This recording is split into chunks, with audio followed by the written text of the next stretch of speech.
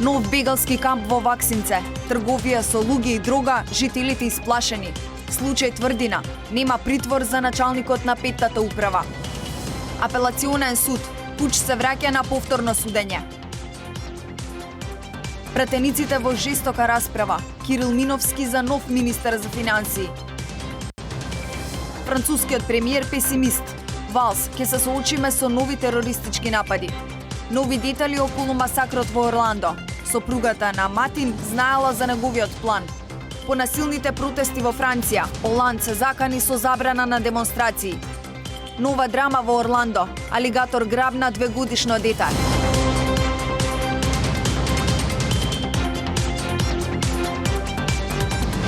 Добро вечер, информативен магазин на ТВ21. По затворањето на Балканската рута, илегалните патишта за бегалците од Блискиот Исток останаа отворени. И покрај официјалното затворање на граничните премини, бегалците успеваат да влизат во Македонија. Екипата на ТВ21 откри уште еден импровизиран бегалски камп во атарот на општина Липково. На почетокот од март, балканските земји во пракса ги затворија своите граници за влез на бегалците од Блискиот Исток. Но затворањето на Балканската рута не ги спречи похрабрите да влезат во Македонија. Во март полицијата го претресе импровизираниот камп кој ТВ21 го откри во кумановските села Ваксинце и Лојане. Неколку месеци подоцна нашата екипа откри нов импровизиран камп, овој пат во долината на селата Лојане и Миратовац, помеѓу македонската и српската граница.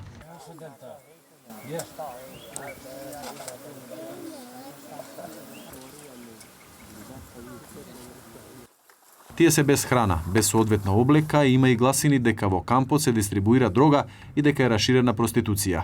Местото каде што се сместени овие луѓе не е случајно затоа што токму оваа локација е единствениот пат кој легалните мигранти го користат за да ја преминат границата со Србија. Наводно криминални групи од Ирак и Мароко предстојуваат во селото Ваксинце и заработуваат преку трговија со луѓе и криумчарење на бегалци и мигранти, исцрпени од долгиот пат. Ова момче на околу 20 на години вели дека за да стигне од и до Мени до Ваксинце, на трговците требало да им плати 900 евра.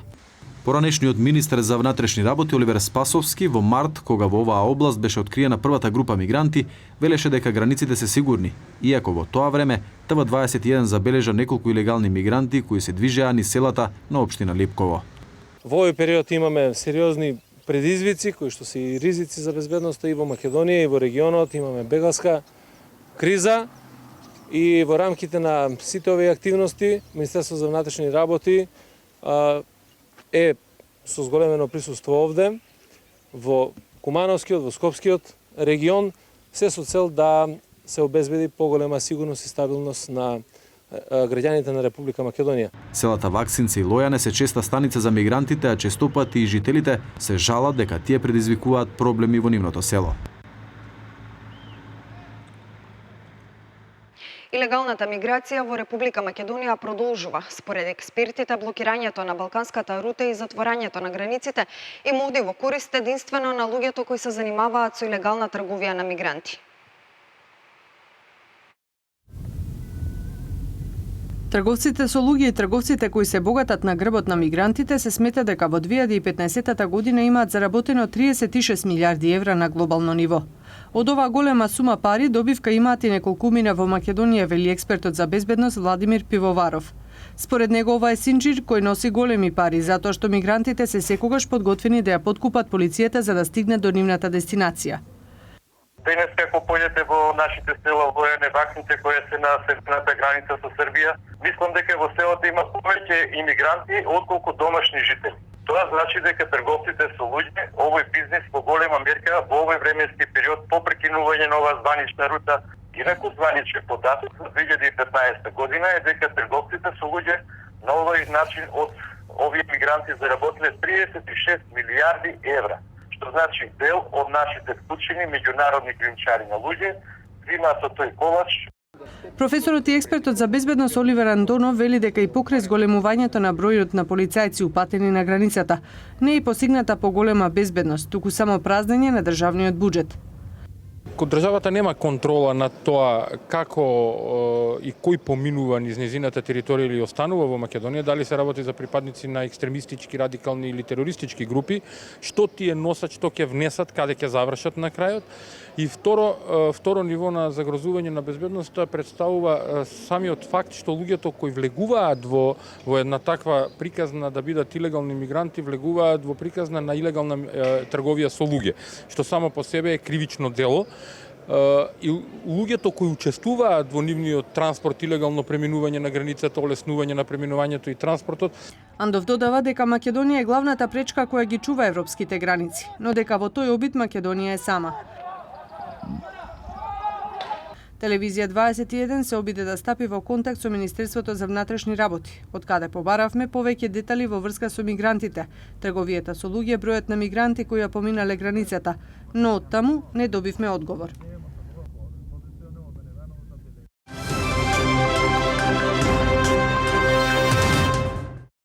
Нема притвор за началникот на петтата управа Горан Груевски, ниту мерки за предпазливост за останатите четворица осомничени во случајот Тврдина, меѓу кои екс-министерката Гордана Јанкуловска. Во кусото соопштение од судот укажуваат дека специјалното јавно обвинителство има право на жалба во рок од 24 часа по ваквата одлука. Претходно истиот суд додели мерки притвор за Груевски, која беше преиначена во домашен притвор. По случајот Тврдина, специјалното јавно обвинителство ги товари двајцата началници од одделот на Управата за безбедност и контраразузнавање и екс-министерката за внатрешни работи Гордана Јанкуловска дека во март минатата година ја искористиле својата положба и ги пречекориле овластувањата и со тоа што организирале и спровеле уништување на 2 система за следење на комуникациите. Според проценките на СЈО, со ваквата постапка осомничените го штетиле државниот буџет за околу 10 милиони евра. Случајот Пуч повторно се враќа во судница поради тоа што председателот Ѓорѓе Иванов ја поништи аболицијата, соопшти кривичниот суд. Апелациониот суд денеска донесе решение со кое жалбата на четворицата обвинети во случајот, меѓу кои лидерот на СДСМ Зоран Заев, против решението на судијата за запирање на постапка за предметот се уважува и тој повторно ќе биде вратен на тамошно постапување. Второстепениот суд, постапувајќи по службена должност, утврдил дека жалбата е основана и предметот се враќа на понатамошно постапување во првостепениот суд, се вели во соопштението.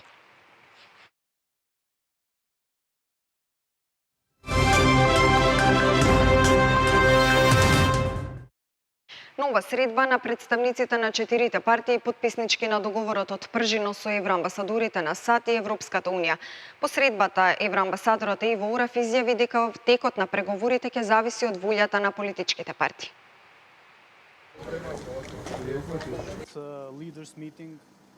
По одделните вчерашни средби на партиските представници со амбасадорите на Европската унија и Соединетите американски држави, денеска нова средба во Пржино. Меѓу другото на средбата се разговарало за избирачкиот список и реформите во медиумите. Представникот на ДП Имер Алиу ја напушти средбата неколку часа пред сите без да ја образложи причината. Амбасадорот на Европската унија во Македонија Иво Орав по средбата изјави дека разговорите ќе продолжат на ниво на представниците на 4 политички партии. Разговорите ќе продолжат и се разбира дека зависи од одлуките на партиите како ќе продолжиме понатаму. Представниците на партиите се вратија во нивните штабови за консултација и ќе продолжиме утре. Подпредседателката на СДСМ Радмила Шекеринска рече дека прашањето за владата е веќе регулирано со договорот од Пржино.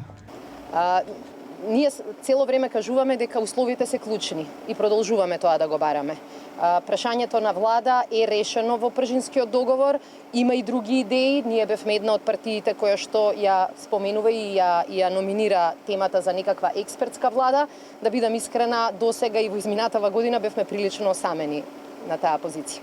Пратеникот на ДУИ Артан Груби по средбата рече: Добро, бидејќи разговараме, тоа е добро. Имер Али од ДП и Никола Тодоров од ВМРО ДПМН не беа расположени за изјави. Нова средба во Пржино е закажана за утре. Реформите кои беа спроведени во текот на минатата година треба да продолжат и понатаму е ставот на Комитетот за стабилизација и асоциација меѓу Македонија и Европската унија. За државната секретарка во Секретаријатот за европски прашања Ана Блажевска, овие реформи и нивното спроведување не се директно поврзани со одржувањето на изборите, туку со европската перспектива на земјата.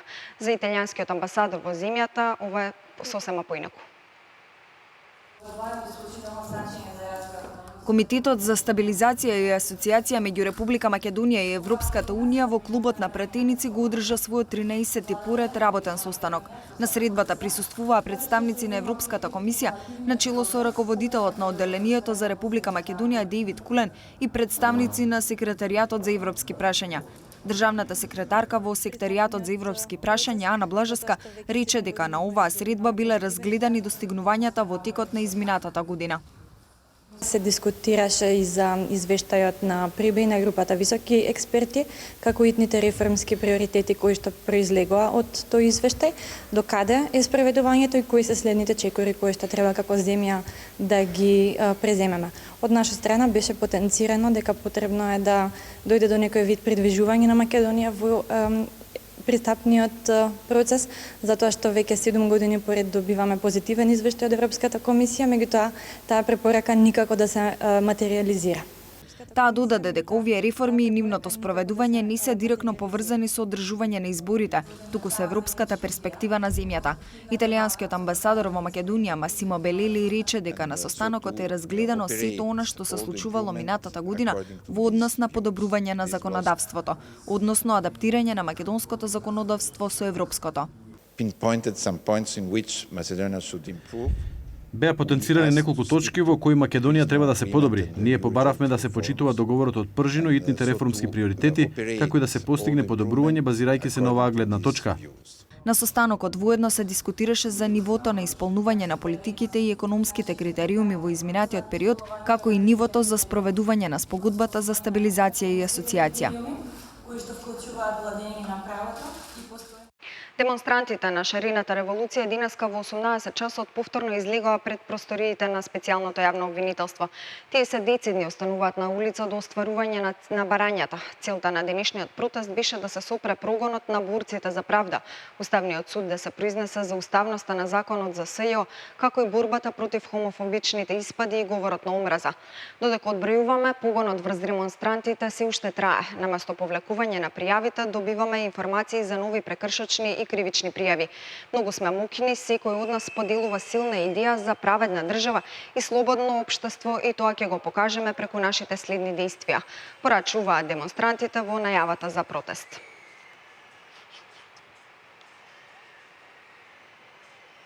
Собранието денеска ја констатираше оставката на Ставревски, но навлезе во длабока расправа за тоа дали ново предложениот министер ќе може да го понесе товарот и одговорноста околу трошењето на народните пари.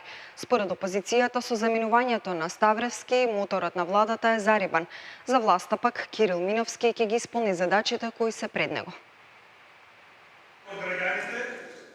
Назначувањето на новиот министер за финансии падна во сенка на денешната собраниска седница, откако пратениците и од власта и од опозицијата во своите реплики и излагања најмногу се занимаваа со тоа што досега сработи Зоран Ставревски, кој здравствени причини вчера си поднесе оставка на функцијата министер за финансии. Очекувам дека со неговото раководење на Министерство за финансии, Република Македонија успешно ќе продолжи да ги остварува исклучително позитивните економски резултати како во делот на макроекономската политика и финансиите, така и во сегментот на продолжување на намалување на невработеноста. Но оставката на Ставревски, како што самиот наведе од здравствени причини, за пратениците на опозицијата не е сигнал за добро здравје на македонската економија. Маријан Чониколов од СДСМ рече дека економскиот мотор на владата сега останува зарибан. Првото барање кое што го очекуваме од новиот министер за финансии е да троши помалку за чоколадо, повише да троши за леп. Граѓаните ни се гладни. Граѓаните ни се сиромашни.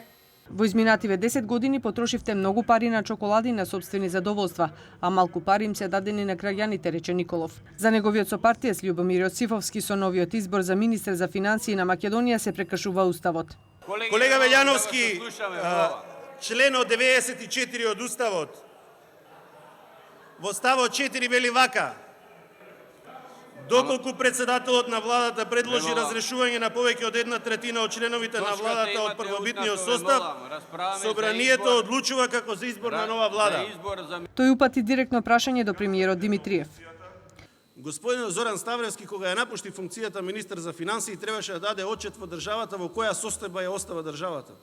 Реплика следеше од редовите на пратениците од владеачката ВМРО-ДПМНЕ. Свесни сме дека Република Македонија губи од функцијата министер за финансии значаен столб на економската политика, рече координаторот на пратеничката група Илија Димовски. Вие го имате Јане Милјовски, Таки Фити, Никола Поповски, све е избор министри. Кој приватизација направил, кој ја задолжил државата, кој бркал луѓе од работа. Кирил Миновски е доктор на науки, за кого премиерот рече дека е личност кој согласно својата компетентност и богато искуство од областа на финансиите, инвестициите и човечките ресурси располага со соодветен капацитет да ја извршува ова исклучително значајна и одговорна функција.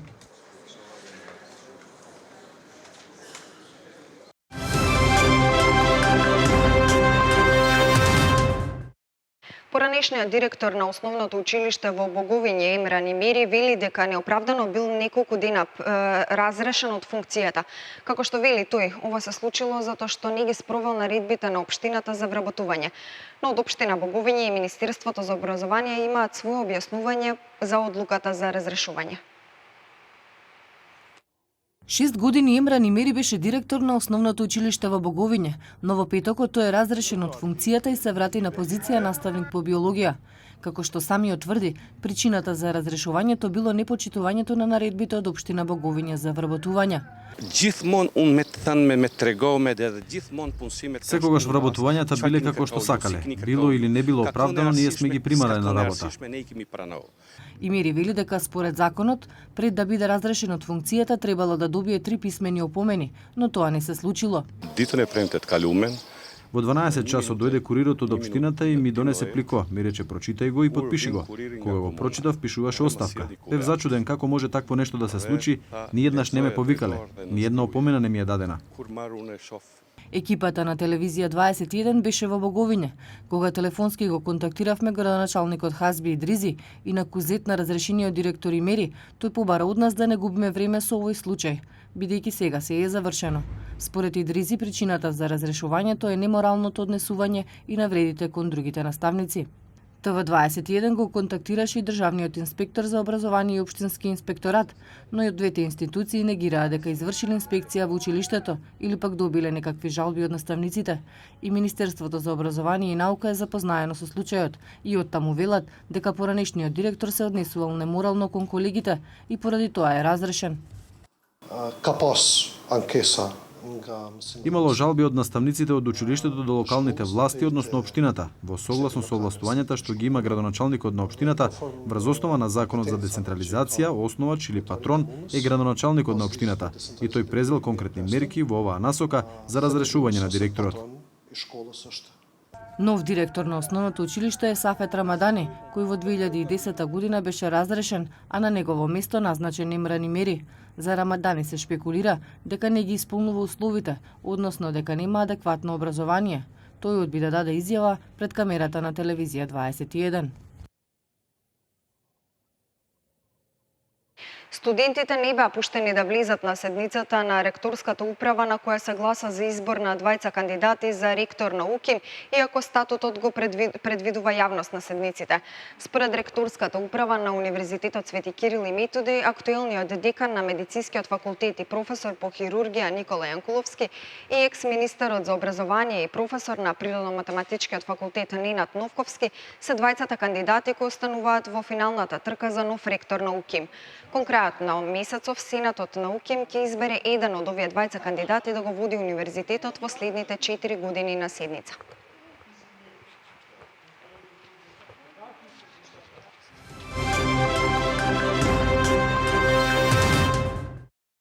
Политичките случувања во земјата ја зголемуваат неизвисноста околу остварувањата и оценките за економската активност во вториот квартал од годината, оцени Комитетот за оперативна монетарна политика на Народната банка.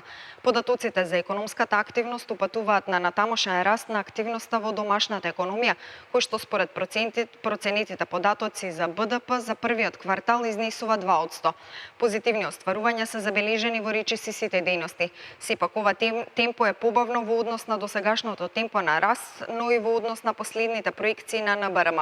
Народната банка, како што соопшти, ќе организира аукција за продолжба на благајнички записи на ниво од 22.000 милиони динари со непромената каматна стапка од 4%. На 300.000 барања за приватизација на дворови се пристигнати до управата за имотно-правни работи. Директорот на управата Зоран Крстановски вели дека од започнувањето на процесот на приватизација на дворови во 2005 година рокот е продолжуван неколку пати поради големиот интерес на граѓаните, но и компаниите, но истекол во декември 2014 година. Управата за имотно-правни односи нема податоци колку корисници на дворови не поднеле барања за приватизација. Директорот на управата Крстановски вели дека според законот тие ќе треба да плаќаат кирија, но се уште не се знае колку пари ќе изнесува киријата, ниту од кога точно ќе почне да се плаќа. Се прават анализи и се уште не се донесени соодветни уредби за да се воспостапи закупнина, вели Крстановски.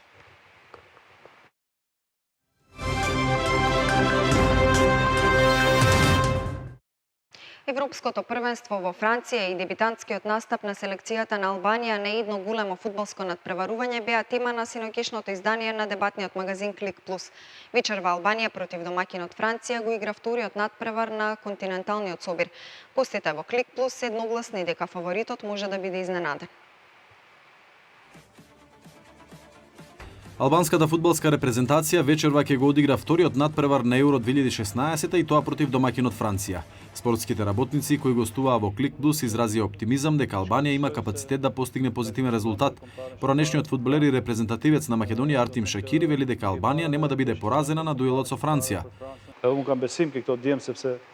Јас не верувам дека ќе го загубиме надпреварот. Да не речам сега дека нерешено не е сигурно, бидејќи ништо не е сигурно, но со надпреварот кој го одигравме со 10 играчи против Швајцарија, верувам дека ќе успееме. И публицистот Бардил Заими смета дека Албанија има квалитет вечерва да постигне позитивен резултат. Јас се надевам на нерешено, бидејќи сметам дека националниот тим има квалитет да постигне достоинствен нерешен резултат против француската репрезентација. Универзитетскиот професор Бујар Саити посочи дека во фудбалот никогаш нема ништо сигурно. Според него се е можно вечерва. Ова ќе биде како надпревар од англиската премиер лига кога играат првиот со последниот, а сепак до крај не се знае кој ќе победи. Спортскиот новинар Махир Тачи рече дека ако Албанија ја повтори играта против Швајцарија, може да забележи успех против домакинот на Европското првенство. Се надевам дека момците со тоа што го демонстрира, ако го повторат и на овој надпревар, зошто да не забележиме позитивен резултат против Франција? Би бил среќен со резултат 1-1 или 0-0, но сепак најсреќен би бил со резултат 1-0 за Албанија. Гостите во Клик Плюс едногласни дека и самиот пласман на завршницата на Европското првенство е голем успех за селекцијата на Албанија. Емоциите околу вечерашниот надпревар меѓу Албанија и Франција почнаа да вријаат и кај младата Вјолца Изери од Густивар, една од ретките фудбалски судии во Македонија со лиценца од ФИФА. Незината професија не ја дозволува да навива ниту за една екипа, но таа сепак даде оценка за овој надпревар од Еуро 2016, која може да биде одлучувачки за црно-црвената репрезентација.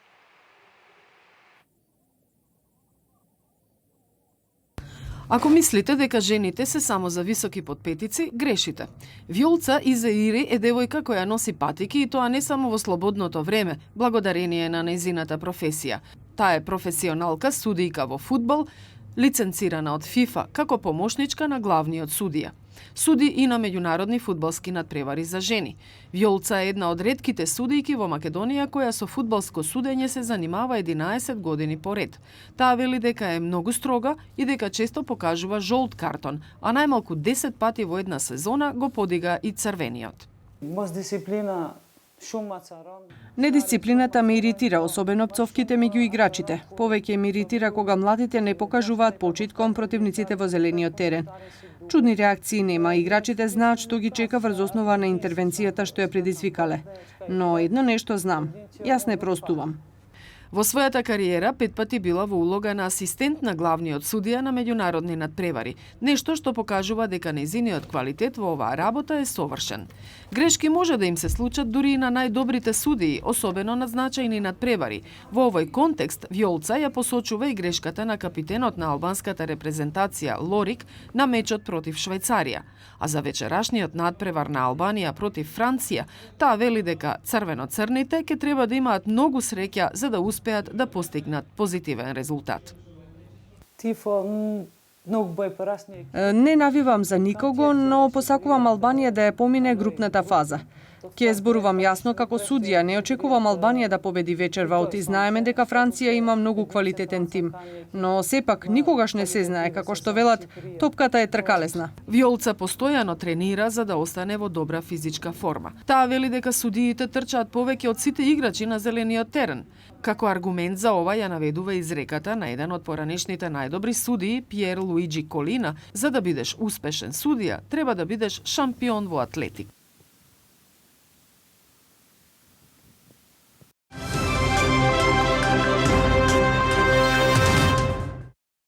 Топлотен бран од жулта фаза ќе зафати Македонија, но сепак тоа нема да бидат рекордни температури за овој период од годината. Лекарите советуваат конзумирање на повеќе течности и да не се излегува на сонце во периодот од 11 до 17 часот. Од утре Македонија ќе биде зафатена од топол бран кој доаѓа од африканскиот континент. Ова ќе предизвика брзо покачување на температурите, особено во текот на денот. Подбријание на оваа многу топла воздушна маса навче во подречје ќе биде се до средината на следната недела, меѓутоа сепак најтопло се очекува да биде во петок и сабота, кога на повеќе места максималните температури се очекува да го надминат 35 степен. Во текот на утрешниот ден само југоисточниот регион ќе биде зафатен со топлотен бран од жулта фаза. Овој регион ги опфаќа градовите Гевгилија, Кавадарци и Демир Капија, Штип, Радовиш, Струмица и околните градови и населени места, каде што се предвидуваат температури повисоки од вообичаените за овој период од годината. Она што лекарите постојано го препорачуваат во текот на овој период е консумирање на поголемо количество на течности. Лекарите воедно препорачуваат користење креми за заштита од сонце и да се користат климатизирани простории. Докторката Елмедина Асани препорачува оние што го практикуваат рамазанскиот пост повеќе да внимаваат. Се препорачува не само старите и децата, туку сите да избегнуваат да излегуваат на сонце во период од 11 до 17 часот, бидејќи во тој период температурите се многу високи. Викендов температурите ќе достигнат до 40 степени Целзиусови.